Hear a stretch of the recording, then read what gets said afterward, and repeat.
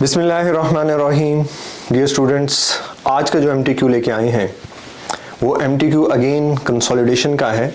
और आज की कंसोलिडेशन क्या है? आज की consolidation statement of financial position है।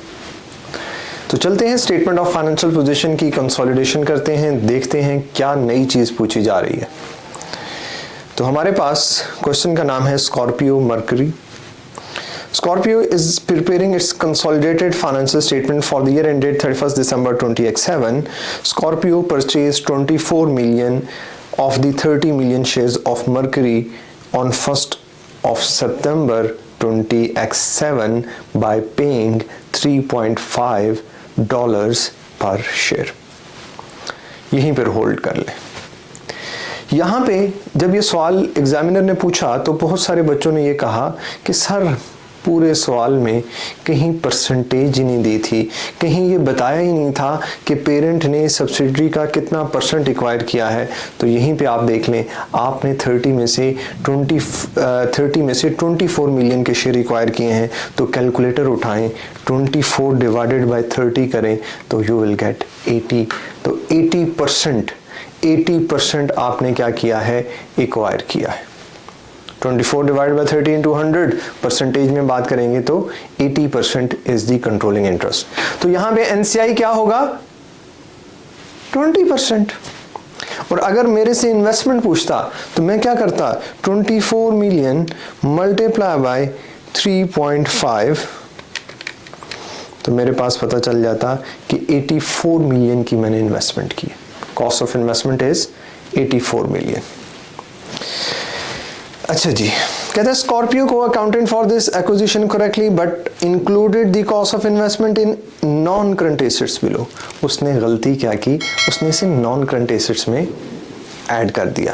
कहता है स्कॉर्पियो को accounted for this acquisition correctly but included the cost of investment in non current assets.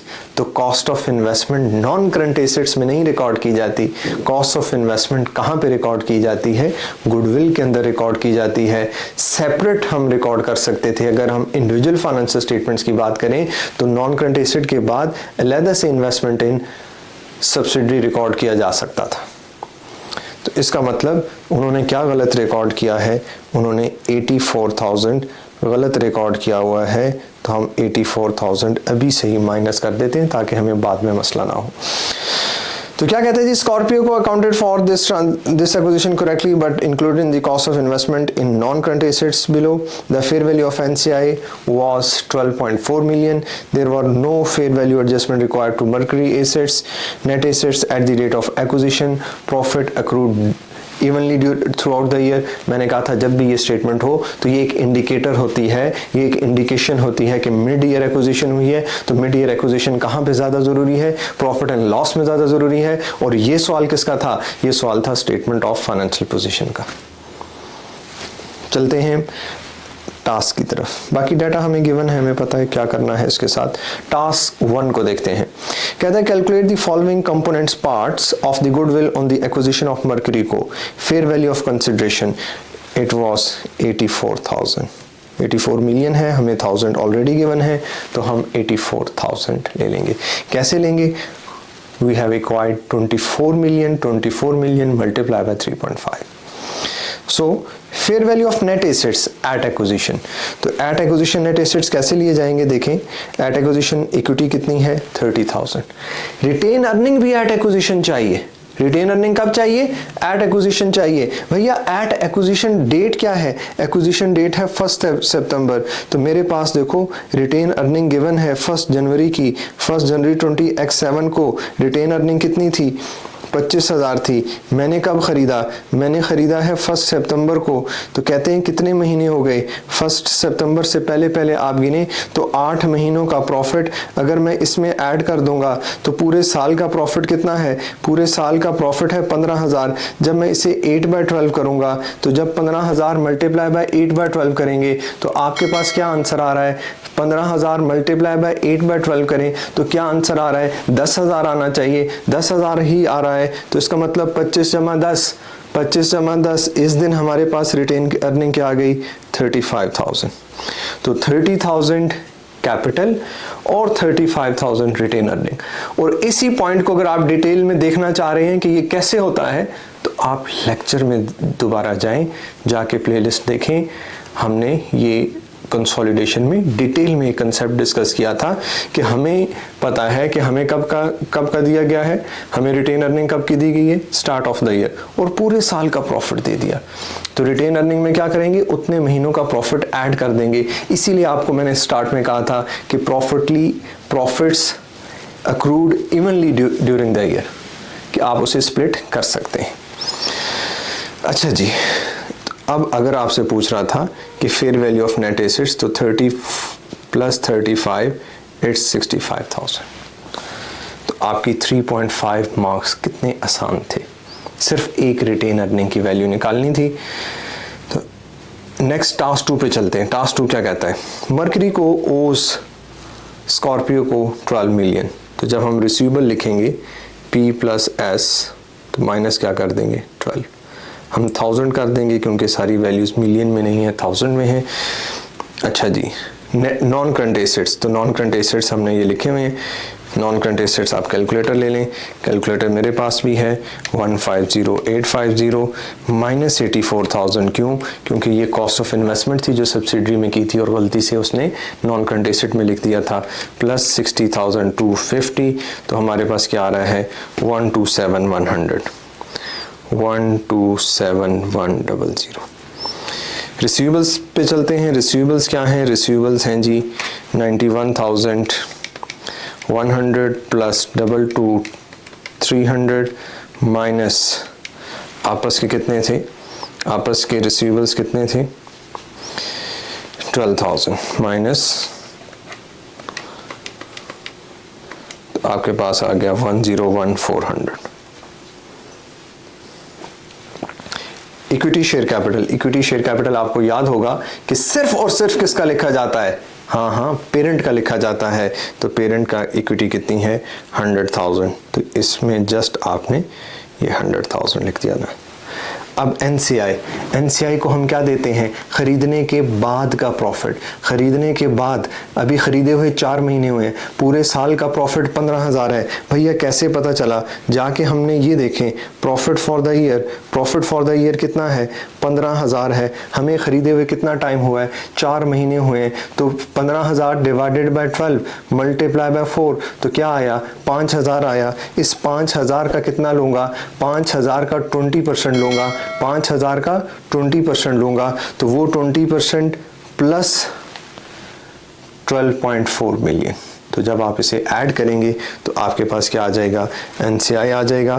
तो एनसीआई कैसे आ गया 5,000 20% प्लस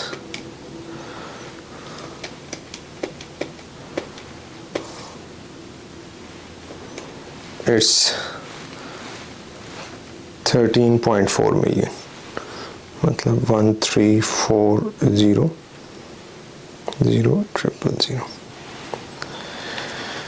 ठीक है जी।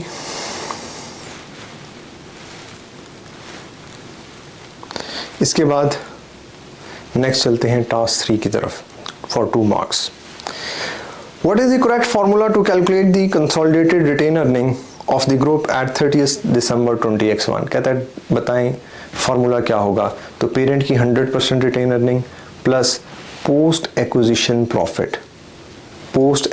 प्रॉफिट इनटू 80%, क्योंकि पेरेंट की परसेंटेज कितनी है 80% है। तो चलते हैं रिक्वायरमेंट्स की तरफ, टास्क की तरफ, आंसर की तरफ। कहता है 100% of S retain earning at reporting date plus group share of Mercury post acquisition. Yes, post acquisition. बाकी में क्या कह रहा है, ईयर एंड की रिटेन अर्निंग 80% या 100% नहीं, ईयर एंड का 80% नहीं, और कहता है सिर्फ पेरेंट का 100% नहीं। तो पेरेंट की retain earning plus post acquisition subsidiary का जो पोस्ट एक्विजिशन प्रॉफिट है, जो खरीदने के बाद 5,000 आया था, उस 5,000 का 80% आप अपनी रिटेन अर्निंग में ऐड करेंगे, तो वो consolidated retain earning, group retain earning कहलाएगी। तो देखें हमारी 3 टास्क हो चुकी हैं, और ये 3 टास्क किससे रिलेटेड थी, consolidated statement of financial position से रिलेटेड थी और ये टास्क 10 मार्क्स के लिए थी। अब लास्ट जो हमारे पास टास्क है which is for 4 marks, which is task 4 for 5 marks. तो ये क्या है, चलते हैं देखते हैं। कहते हैं calculate the following accounting ratios from the information given, receivables days, payable days and current ratio. तो रिसीवेबल डेज का क्या फार्मूला होता है, रिसीवेबल्स आपने पिक करने हैं, ये आपके पास रिसीवेबल्स हैं divided by credit sales into 365। तो 65120 divided by 199737 into 365। Nearest whole number लिखना है। अब इस लेवल पे आपको नियरेस्ट होल नंबर समझाने की ज़रूरत नहीं है। 199737 मल्टीप्लाई बाय 365, इट्स 119। फिर क्या कहते हैं जी, पेएबल डेज। तो पेएबल का balance 72400 divided by cost of sales multiply by 365, it's 158 days. And current ratio, current assets current liabilities. तो करंट एसेट्स पहले आप फाइंड कर लें, 42600 प्लस 65120 प्लस 3570। करंट एसेट्स आ गए 111290 divided by 72400 plus 1100 73,500 and your answer is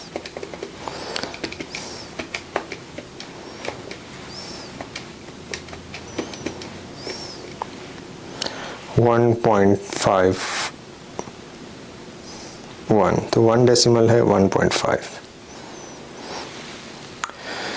तो देखा आज का सवाल कितना आसान भी था, क्योंकि इसकी रिक्वायरमेंट इतनी आसान थी कि हमने हार्डली 10 मिनट के अंदर ये पूरा 15 मार्क्स का MTQ कर लिया। तो उम्मीद है कि आपको MTQ जिस तरह बाकी MTQ समझ आए हैं, ये MTQ भी समझ आ गया होगा। और अगर स्टिल आपका कोई इशू है तो आप क्या कर सकते हैं, मेरे से रब्ता कर सकते हैं मेरे WhatsApp नंबर के ऊपर, या कमेंट सेक्शन में कमेंट कर सकते हैं। नेक्स्ट वीडियो में दोबारा मिलते हैं। अस्सलाम वालेकुम व रहमतुल्लाहि व बरकातुहू।